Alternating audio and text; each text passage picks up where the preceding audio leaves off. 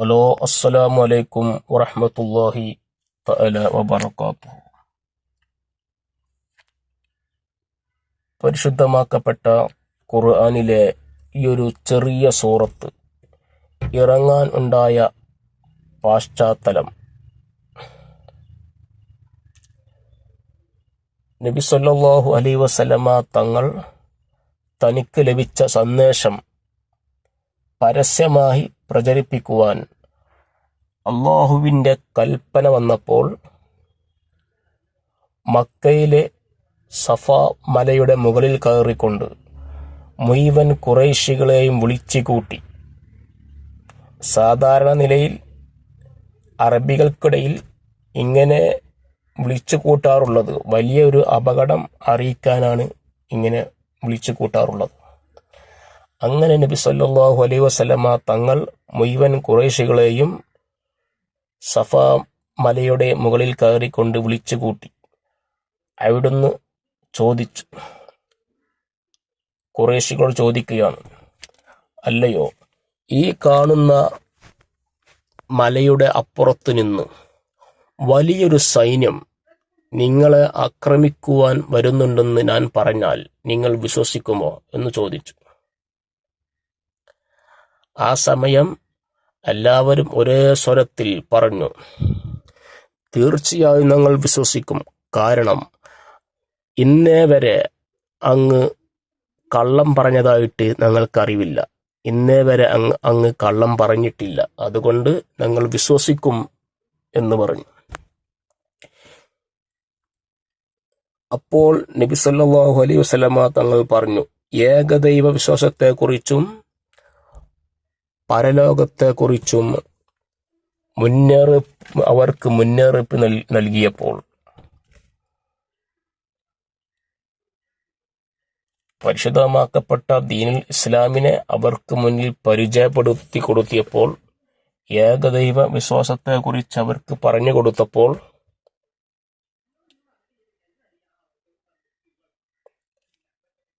ഇത് കേട്ട അവരുടെ ഇടയിൽ ഉണ്ടായിരുന്ന നബി സല്ലല്ലാഹു അലൈഹി വസല്ലമ തങ്ങളെ പിതൃവ്യനും കൂടിയായ അബൂലഹബ് ദേഷ്യത്തോടെ നബി സല്ലല്ലാഹു അലൈഹി വസല്ലമ തങ്ങളോട് പറഞ്ഞു, തബ്ബൻ ലക യാ മുഹമ്മദ് അലി ഹാദൽ ജമാഅത്തനാ.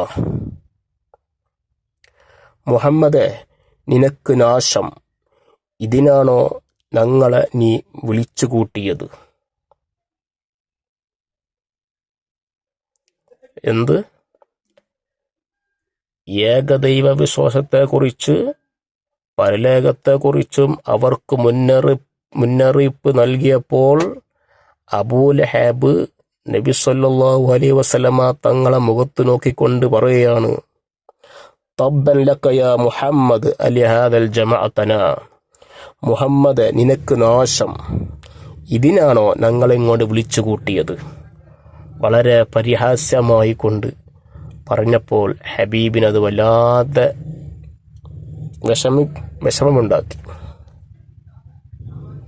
വല്ലാതെ മനപ്രയാസമുണ്ടാക്കി. പ്രവാചകരെ ആക്ഷേപിച്ചപ്പോൾ ആ അബൂലഹബിന്റെ ഭാര്യക്കും മറുപടിയായി കൊണ്ടാണ് അബൂലഹബിന്റെ ഭാര്യക്കും മറുപടിയായി കൊണ്ട് ഇറക്കിയ സൂറത്താണ് സൂറത്ത് അൽ മസദ്.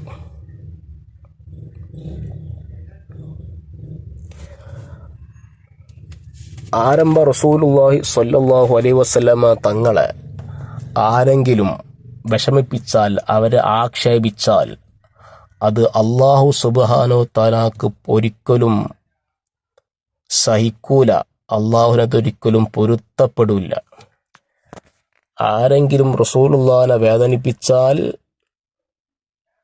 അള്ളാഹു അതിൽ ഇടപെടും. അള്ളാഹു അതിന് തക്കതമായ മറുപടി ഉടനെ നൽകും എന്നതിന് കൂടുതൽ തെളിവാണ്. ഉടനെ സൂറത്തിറങ്ങി, തബ്ബത്ത് യദാ അബീ ലഹബിൻ വതബ്ബ്. അബൂലഹബിന്റെ ഇരു കൈകളും നശിച്ചിരിക്കുന്നു, അവൻ നാശമടയുകയും ചെയ്തിരിക്കുന്നു. എന്ത്? അള്ളാഹുവിന്റെ റസൂലിനെ മുഹമ്മദ്, ഇതിനാണോ നിങ്ങളെ നീ വിളിച്ചു വരുത്തിയത്, നാശം എന്ന് പറഞ്ഞപ്പോൾ അള്ളാഹുവിന്റെ റസൂൽ വളരെ അധികം വിഷമിച്ച ഘട്ടത്തിൽ അള്ളാഹുവിനത് സഹിച്ചില്ല. അള്ളാഹ് അതിൽ ഇടപെട്ട് തബ്ബത്ത് യദാ അബീ ലഹബിൻ വതബ്ബ്, അബൂലഹബിന്റെ ഇരു കൈകളും നശിച്ചിരിക്കുന്നു, അവൻ നാശമടയുകയും ചെയ്തിരിക്കുന്നു. മാ അഗ്ന അൻഹു മാലഹു വമാ കസബ്,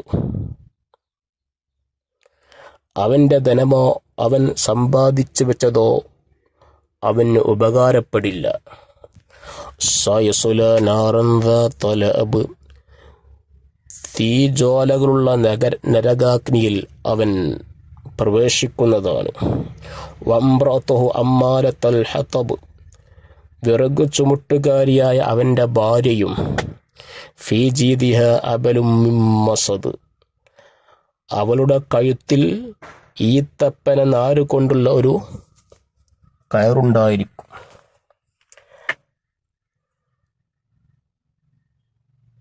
അള്ളാഹുവിന്റെ റസൂലിനെ വിഷമിപ്പിച്ചപ്പോൾ അബൂലഹബ് ഒരു വിഷമവാക്ക് പറഞ്ഞപ്പോൾ അള്ളാഹുവിനത് സഹിച്ചില്ല. ഉടനെ അള്ളാഹു ഖുർആനിൽ ആയത്ത് സൂറത്ത് ഇറക്കുകയാണ്. തബ്ബത്ത് യദാ അബീ ലഹബിൻ വതബ്ബ്, അബൂലഹബിന്റെ ഇരു കൈകളും നശിച്ചിരിക്കുന്നു, പോരാ അവൻ നാശമടയുകയും ചെയ്തിരിക്കുന്നു എന്ന് അള്ളാഹു സുബ്ഹാനഹു വ തആല ഖുർആനിലൂടെ പറയുമ്പോൾ ഇവിടെ നാം എല്ലാവരും ശ്രദ്ധിക്കേണ്ടതുണ്ട്. ആരംഭ റസൂലുള്ളാഹി സ്വല്ലല്ലാഹു അലൈഹി വസല്ലമ തങ്ങളെ തെറി പറയുന്ന, അവരെ അംഗീകരിക്കാത്ത, റസൂലുള്ളാൻ ജനിച്ച ദിവസത്തിൽ സന്തോഷം പാടില്ല എന്ന് പറയുന്ന വഹാബി പുത്തനാശയക്കാർ, അവരൊക്കെ ഒരവസ്ഥ നമ്മൾ ചിന്തിക്കണം. അവരുമായി നമ്മൾ ഒരിക്കലും കൂട്ടുകൂടാൻ പാടില്ല. കാരണം അവരൊക്കെ അള്ളാഹുവിൻ്റെ റസൂലിനെ അത്രമാത്രം വേദനിപ്പിക്കുന്ന വിഭാഗക്കാരാണ്.